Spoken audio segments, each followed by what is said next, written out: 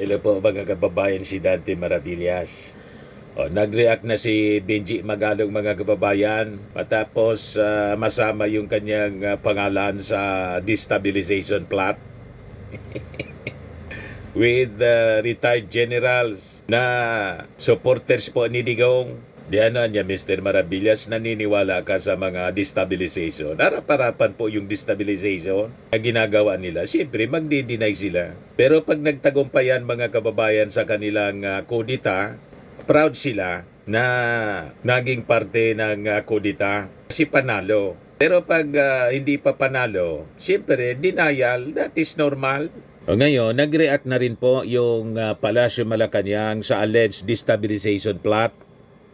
Sabi ni Yussi Castro, yung ating armed forces ay nagsasagawa na ng investigation dito sa claims of an alleged destabilization plot against President Bongbong Marcos na kinasasangkutan ng mga kritiko. Itong mga sinasabing critics, mga DDS po, the same personality, mga kababayan. Ito, yung denial ni Benji Magalong. I strongly deny the baseless claim linking me to supposed destabilization efforts against the governments. Such rumors are false, misleading, and harmful to the trust and unity of our nation. Needs today. My loyalty is to the Republic of the Philippines and to the Filipino people, not to any political faction or personality. Hugas kamay agad mga kababayan, Pilato, agad si Magalong. Pero sabi nga po, pag may usok, may apoy. Di ba? Siyempre, itong mga personalities na lumitaw, na expose, talagang purposely, in-expose siya ng mga supporters ng ating Pangulong Bongbong Marcos. Kasi yung mga plano ng kampo ng kadiliman, pag in-expose mo sa liwanag, natutunaw po siya, natural. Kasi, na booking. Di ba? Pero alam na po ng ating mga authorities. Pakinggan natin kasi may tanong ito sa press briefing mga kababayan kanina. Kayo si Castro po. Ito po mga kababayan. Pakinggan natin. Question, ma'am. Merong post po si Mr. Ramon Tulfo regarding the alleged destabilization against the government and inaccuse niya na ang mga nag-finance daw po nito ay sina Vice President Sara Duterte, ang kanyang kapatid na si Congressman Pulong and si Mr. Chavit Singson. Ano pang Actually, hindi po original na si Montulfo ang nag-expose ng alleged plot. Ang nag-expose po nito, yung kaibigan nating Marcos loyalist na si Yayam Dizon. In fairness po kay Yayam, yan Yayam Dizon, 2 days ago, yan yung post ni Yayam. In fairness po kay Yayam, yan sabi niya, Oplan bag-on, dago, para pabagsakin ang Pangulong Bongbong Marcos ikinasana. Ayon pa di umano sa isang reliable intel, ang mga taong ito ay kasama sa pagpaplano at pagpapakilo sa malaking rally o kaguluhan sa November 16 to 18 sa Luneta, Mindiola at Malacanang, Manila. Ayan po, minensyon ni Yayam po yung mga pangalan. Si Romeo Poques, mga retired general, Orly De Leon, si Benji Magalong for confirmation, Johnny Macanas yung vlogger po na general, Gerald Bantag, yung nagtatago na general, si Cornel Lachica, yung chief security ni Sara Duterte, Colonel Leonardo, Colonel Mitran, Captain Dado Enriquez, yung vlogger din po, si Atty. Topacio, Vic Rodriguez, Mike Defensor, Chavit Singson, Rodante Marcoleta, Orlando Olamit, alias Monk. Ang posibleng financier daw, si Sara Duterte, si Pulong, si Chavit Singson. Yan po yung post ni Yayam. Tapos nag-live siya po. Ayan yung pag-live ni Yayam. Para po maituwid natin. Ngayon, pinick up yung balita, yung expose ni Yayam Dizon, ni Montulfo. Yung mainstream media, siyempre, mas may respeto siguro yung mainstream media sa kaori nilang nasa mainstream. Kay Montulfo, ayaw nilang i-quote si Yayam. Kasi insulto sa kanila na isang Marcos loyalist at vlogger, magiging source nila. Di ba? Ganon yan eh, matataas yung ego, matataas yung pride, mga kababayan ng mainstream media. Ito naman po si Montulfo, na malinaw na ang source niya si Yayam Dizon, hindi man niya inattribute kay Yayam yung expose. Kundi, pitpitin man daw yung kanyang yagbol, hindi niya sasabihin yung source niya. Yan yung post ni Montulfo, mga kababayan. Here's an insider list of people in the government is watching that are behind the reported current destabilization. Copy-paste man lang niya, mga kababayan. Makikita ninyo. Copy-paste man lang po. Kahit yung pakasulat sa post ni Yayam Dizon, talatang copy-paste. Kaya lang, ang sabi dito ni inedit lang niya. Don't ask me where I got the info. I won't tell kahit na pitpitin nyo ang bayag ko, sabi ni Montulfo. Pero alatado na kinopya man lang niya, kinapi-paste man lang niya and edited po ng konti sa post ni Yayam Dizon. Ayan yung original post ni Yayam Dizon. Parehas na parehas. Possible financier, BP Sara Duterte, Kong Pulong Duterte, Chavit Singson. Binamin Magalong for confirmation. Copy-paste po. Tingnan ninyo. Romeo Poques, Orlando Olamit, alias Monk. Parehas na parehas. For confirmation. Ayan. Binago lang ng konti yung alias Monk, Orlando Olamit. Pero parehas yung order ng pakasulat po, Romeo Poques. Kaya sabi ni Yayam Dizon sa kanyang post, the list provided by Mr. Montulfo was copy and pasted from my post the other day. I know because the word possible in the possible financial portion did not come from my A1 source but a term I used for my Sukmed post. But I would not mind because I do believe we both do not want the evil to succeed. Plus, I do like his exposés. So, kinapi-paste man lang yun ni Montulfo. Kaya lang, yung mainstream media, hindi si Yayam Dizon ang kinote as their source, kundi si Montulfo. Kasi si Montulfo respetado sa mainstream media. Kauri nila, columnist, journalist, broadcast journalist. Ito na ngayon ang naging source ng mainstream media para itanong. Una ng reaksyon po yung Palacio Malacanang, si Yusek Castro. So, sinasabi ko ito sa inyo kasi unfair naman po kay Yayam Dizon na yung intel po galing kay Yayam Dizon. Siguro siyempre Marcos loyalist siya, malapit siya sa mga sa mga those in powers.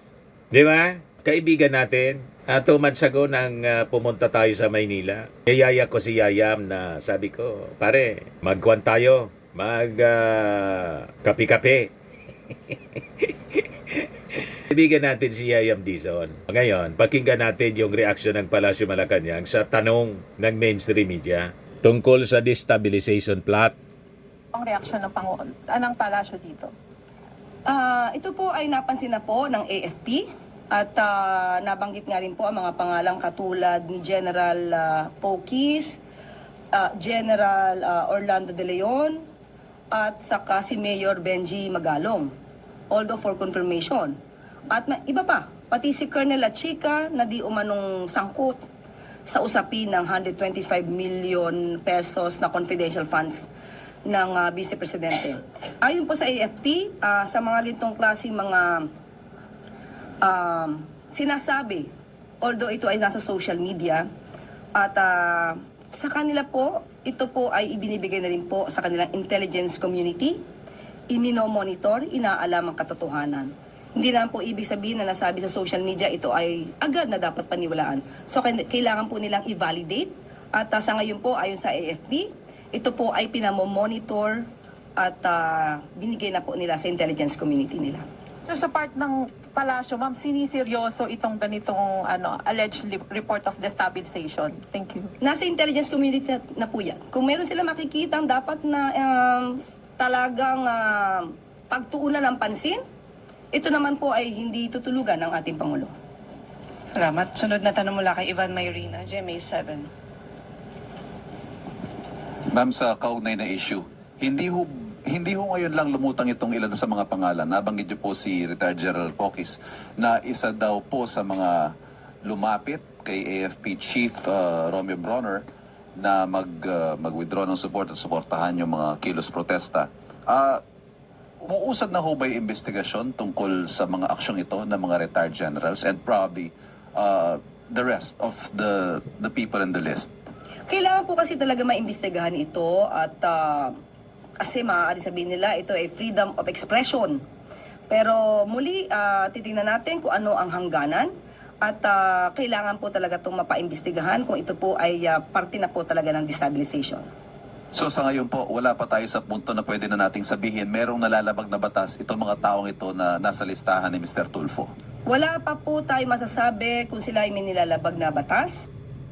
Si Montolfo na yung naging major source tuloy na sa totoo lang po, copy-paste man lang yun kay Yayam Dizon. Hindi naging source ng information ng mainstream media na naka-assign mga kababayan sa Malacanang, yung Malacanang press corps, kundi si Montolfo na. Secondary source na lang yon. Mula yun kay Yayam Dizon. In fairness kay Yayam, yun sa kaibigan natin. Siya yung nag-post based sa kanyang intel. Kasi malawak yung malawak din yung network, intelligence network ni Yayam Dizon. Kailangan po maimbestigahan to na mas malaliman. Salamat. Sunod na tanong mula kay Ivy. O ngayon, may nag-share na sa atin ito mga kababayan na isang post may relasyon po sa nakaambang rally ng Iglesia ni Cristo. Yan Philippine Defense Forces Forum. May punto yung sinasabi niya rito. Sabi niya, the religious cult Iglesia ni Cristo, INC, known for its black voting, is set to hold a rally calling for accountability and transparency. Ironically, targeting the same politicians they consistently endorse during elections. Tama. Yung kanilang mga pinapanawagan na dapat managot, ilan din yung nag-endorse nung nakarang eleksyon. That is the irony in life, mga kababayan sa politika at religion dito po sa ating bansa. Kaya wag tayo na nagpapaniwala sa kanilang mga sinasabi. Paniwalaan natin yung sinasabi ng Bible. Let every soul be subject unto higher powers, for there is no power but of God. The powers that be are ordained by God. Whosoever resisted the power, resisted the ordinance of God. Kaya ito pong gustong tanggalin yung ating Pangulong Bongbong. Hindi po, walang inspirasyon galing sa Panginoon ng mga taong yan. Ang inspirasyon ng mga taong yan galing po sa kalaban ng ating Panginoon. Kasi rebellion is of the devil. Ang una pong nag-rebel against God, si Satan. You see? Ito yung gusto nilang gawin, mga kababayan. Malinaw ang sabi sa Bible, 1 Samuel 15:23, for rebellion is like the sin of divination, in arrogance, like the evil of idolatry. Because you have rejected the word of the Lord, He has rejected you as king. Kaya huwag kayong nagpapaniwala dito sa mga religious organization na imbis na magpasakop sa governing authorities, they're rebelling against governing authorities. Mali po yon, mga kababayan. Gawain ng mga masasama po ang mag-rebel against established authorities. Yan Proverbs, sabi ni King Solomon. Proverbs 17:11, an evil man seeks only rebellion, therefore a cruel messenger will be sent against him. Kahit yung rebellion ng mga anak ko, Isaiah 30 verse 1, woe to the rebellious children, says the Lord. Sabi sa Ezekiel 2 verse 8, but you, son of man, hear what I say to you. Do not be rebellious like the rebellious house. Open your mouth and eat what I give you. Ito mga nag-uudyok mga kababayan sa ating military to withdraw support. Huwag kayong nagpapaniwala. Mapapariwara kayo. Masisira yung buhay ninyo. Pag nagpasulsul kayo dito sa mga nag-incite, inciting to sedition po siya. At malamang patong-patong na kaso ang kanilang kakarapin mga kababayan for violating our existing laws. Kahit sa Bible, bawal po yan. So yun lang mga kababayan yung ating short video. Atin sa inyo nitong napakagandang product natin from Australia. I am worldwide amazing pure organic barley powdered drink mix from Australia. Yung gusto na mag-try po nito, mag-message na lang po kayo sa amin. So lagi ninyong tatandaan po sa buhay, you become what you believe. Ako po si Dante Maravillas. Bye-bye. God bless.